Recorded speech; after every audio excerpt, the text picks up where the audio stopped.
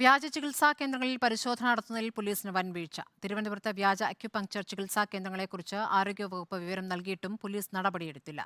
പ്രസവം, അർബുദ ചികിത്സ തുടങ്ങിയ മേഖലകളിൽ വ്യാജ കേന്ദ്രങ്ങൾ സജീവമാണെന്നും ആരോഗ്യവകുപ്പിന്റെ റിപ്പോർട്ടിലുണ്ട്. 2023 നവംബറിൽ തിരുവനന്തപുരം മുക്കോലയിൽ വീട്ടിൽ പ്രസവം നടന്നതറിഞ്ഞെത്തിയ ആരോഗ്യ പ്രവർത്തകർ മനസ്സിലാക്കിയത് ഞെട്ടിക്കുന്ന വസ്തുത.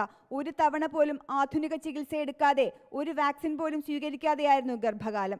ആരോഗ്യ പ്രവർത്തകർക്ക് കുട്ടിയെയും അമ്മയെയും കാണണമെന്ന ആവശ്യം പോലും നിരസിക്കപ്പെട്ടു. തുടർന്ന് പോലീസിൽ പരാതി നൽകാൻ എത്തിയപ്പോൾ കമ്മീഷണർക്ക് നൽകാനായിരുന്നു ലോക്കൽ പോലീസിന്റെ നിർദ്ദേശം.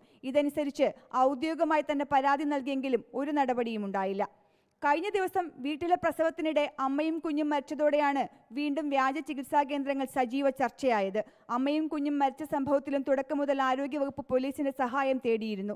വളരെ അത്യാവശ്യ ഘട്ടത്തിലല്ലാതെ നിർബന്ധിതമായി അവരെ ആശുപത്രിയിലേക്ക് മാറ്റാൻ കഴിയില്ലെന്ന നിലപാടാണ് പോലീസ് സ്വീകരിച്ചത്. വീടുകളിലെ പ്രസവം മുൻകാലങ്ങളെ അപേക്ഷിച്ച് കുറഞ്ഞിട്ടുണ്ടെങ്കിലും റിപ്പോർട്ട് ചെയ്യപ്പെട്ട കണക്കുകൾ അത്ര ശുഭകരമല്ല. 2022-23 വർഷം 573 പ്രസവങ്ങളാണ് വീട്ടിൽ നടന്നത്. കഴിഞ്ഞ വർഷം ഇത് 403. രജിസ്ട്രേഷൻ പോലുമില്ലാതെ ഇത്തരം വ്യാജ ആരോഗ്യ കേന്ദ്രങ്ങൾ സംസ്ഥാനത്ത് പ്രവർത്തിക്കുന്നുണ്ടെന്നുള്ളത് ആരോഗ്യവകുപ്പിനും അറിയാം. ഒരു റിപ്പോർട്ടിൽ ഒതുങ്ങേണ്ട നടപടിയല്ല ആരോഗ്യവകുപ്പിന്റെ ഭാഗത്തുനിന്ന് ഉണ്ടാകേണ്ടത്.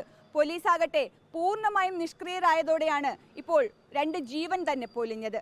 വീഡിയോ ജേർണലിസ്റ്റ് മനു ബാലകൃഷ്ണനൊപ്പം reporter PR Praveena, in reporter, Thiruvananthapuram.